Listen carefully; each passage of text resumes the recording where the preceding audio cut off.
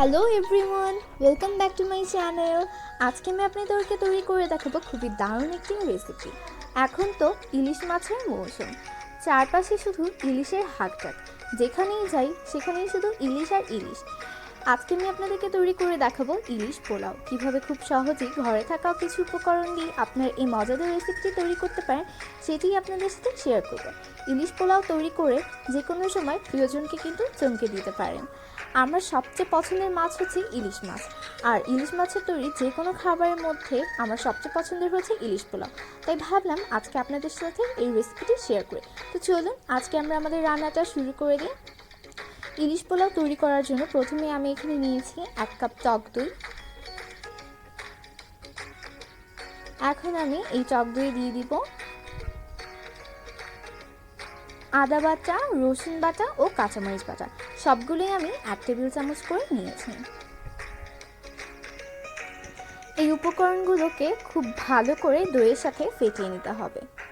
আমি কিন্তু এখানে দইটাকে পানি ঝরিয়ে নিইনি, এখানে আমি দিয়ে দিলাম লবণ। পানি ঝরিয়ে নিলে কিন্তু এই টেস্টটা ভালো হবে না। এখন এই সবগুলোকে আমি খুব ভালো করে একটা হ্যান্ড বিটার দিয়ে খুব ভালো করে মিশিয়ে নিচ্ছি, যাতে কোনো দানা দানা না থাকে। আপনারা চাইলে কিন্তু এই দইটাকে ব্লেন্ডও করে নিতে পারেন। এটাকে কিন্তু খুব ভালোভাবে মিশিয়ে নিতে হবে। আমার এটা মিশানো হয়ে গিয়েছে। এখন আমি এখানে দিয়ে দিব ইলিশ মাছগুলো।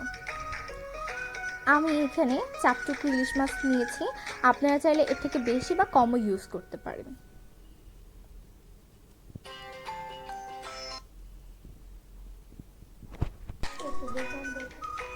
আমরা এখন এগুলোকে খুব ভালোভাবে মিশিয়ে নিব।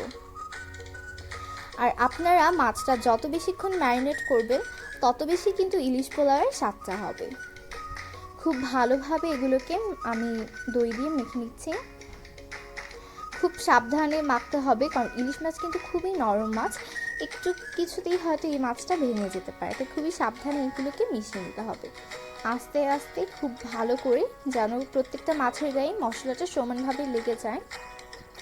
আমি কিন্তু এখানে খুবই অল্প উপকরণ ইউজ করেছি, আপনারা কিন্তু চাইলে এখানে অন্য কোনো উপকরণও ইউজ করতে পারেন। এখন আমি এটাকে রেফ্রিজারেটরে রেখে 1 ঘন্টার জন্য ম্যারিনেট করে রাখবো। এখন আমি একটি ফ্রাইং প্যানে 3 টেবিল চামচ পরিমাণ সয়াবিন তেল দিয়ে নিলাম। তেলটা গরম হয়ে গেলে আমি এখানে দিয়ে নিব 1 টেবিল চামচ পরিমাণ পেঁয়াজ কুচি। পেঁয়াজ কুচিটাকে খুব ভালো করে একটু ভেজে নিতে হবে। পেঁয়াজটাকে আমি একটু নেড়ে চেড়ে দিচ্ছি।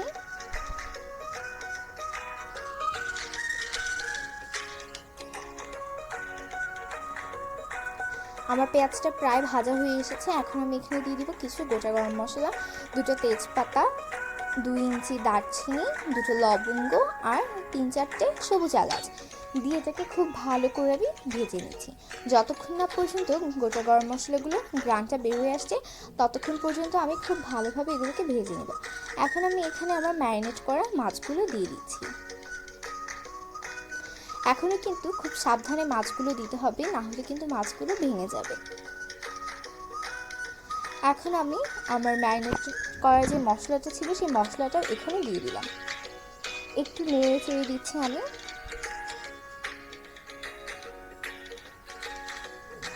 খুব ভালো করে এটাকে নেড়ে চেড়ে এটাকে আমি এখন 10 মিনিটের জন্য ঢাকা দিয়ে দিব, যাতে মাছটা খুব ভালোভাবে কুক হয়ে যায়। আমার 10 মিনিট হয়ে গিয়েছে ভিউয়ার্স। এখন আমি ঢাকনাটা উঠিয়ে নিলাম। দেখুন আমার মাছটা সিদ্ধ হয়ে এসেছে এবং যে মশলাটা দিয়েছিলাম সেই মশলাটা কিন্তু একদম গাঢ় হয়ে গিয়েছে। আমি মাছগুলোকে একটু উল্টিয়ে পাল্টে মাছগুলোকে এখন তুলে নিব। খুব সাবধানে মাছগুলো তুলতে হবে, কারণ মাছগুলো খুবই নরম, না হলে কিন্তু মাছগুলো ভেঙে যেতে পারে। সবগুলো মাছ আমি উঠিয়ে রাখছি। এখন এই মশলার মধ্যে আমি দিয়ে দিব 1 কাপ পরিমাণ কালিজিরার চাল। আমি চালটাকে ধুয়ে আধা ঘন্টা পানিতে ভিজিয়ে রেখেছিলাম এবং আধা ঘন্টা পরে আমি একটা ঝাঁঝরির মধ্যে চালটাকে খুব ভালো করে পানি ঝরিয়ে নিয়েছি। আপনারা খেয়াল রাখবেন এই পর্যায়ে যেন চালে কোনো পানি না থাকে, কারণ যদি এখানে পানি থাকে তাহলে কিন্তু কিছুটা চাল এখনই সিদ্ধ হয়ে যাবে, পরে যখন আমরা চালটাকে রান্না করব তখন কিন্তু সেই চালগুলো একদম গলে যাবে। তাই যখন আপনারা এই চালটা ভাজবেন তখন খেয়াল রাখবেন যেন কোনো পানি না থাকে। খুব ভালো করে মশলাটার সাথে আমি চালটাকে মিশিয়ে ভেজে নিচ্ছি। আমি আলাদা কোনো মশলা এখানে ইউজ করলাম না। আমি মাছ ম্যারিনেট করার সময় যে মশলাটা দিয়েছিলাম সেই মশলাটা দিয়ে আমি চালটাকে খুব ভালো করে নিয়ে নিচ্ছি।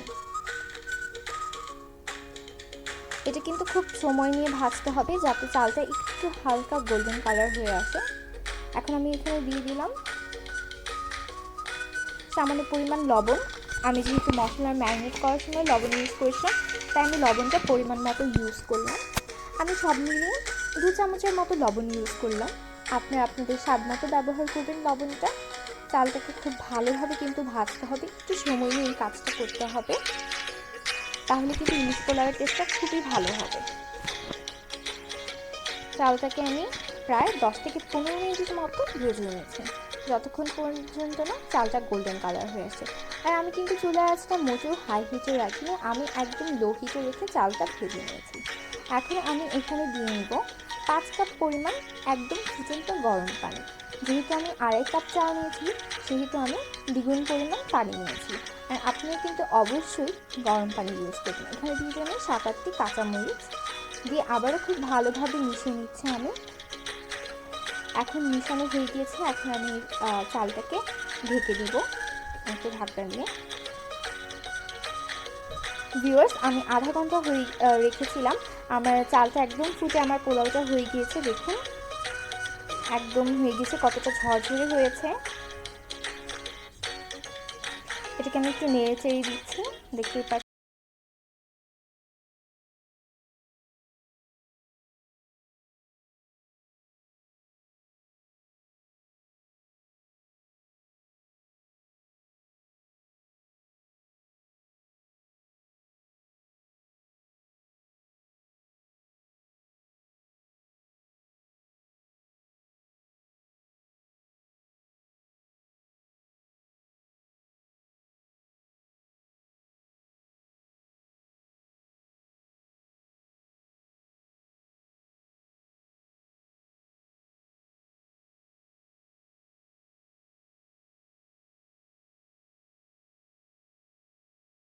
থেকে কিন্তু অনেক সুন্দর ইলিশের গন্ধ বের হচ্ছে, আমি আপনাদেরকে বলে বোঝাতে পারবো না।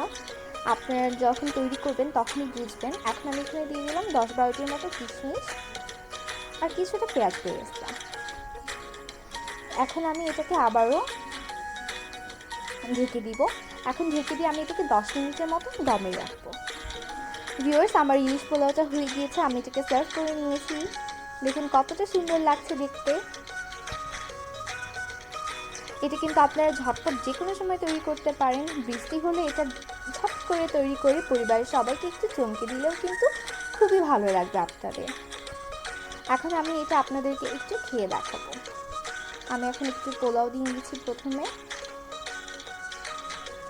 আপনারা চাইলে এটার সাথে যে কোনো তরকারি রাখতে পারেন। এটার সাথে কিন্তু আপনারা ইলিশ মাছের ডিম ভুনাও করে নিতে পারেন, তাহলে কিন্তু আরও জমে যাবে। আমি আরও একটু পোলাও নিয়ে নিলাম।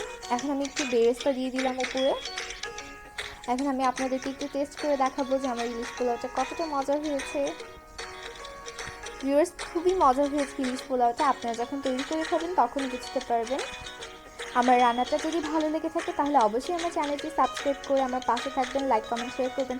আল্লাহ হাফেজ, আবার দেখা হবে।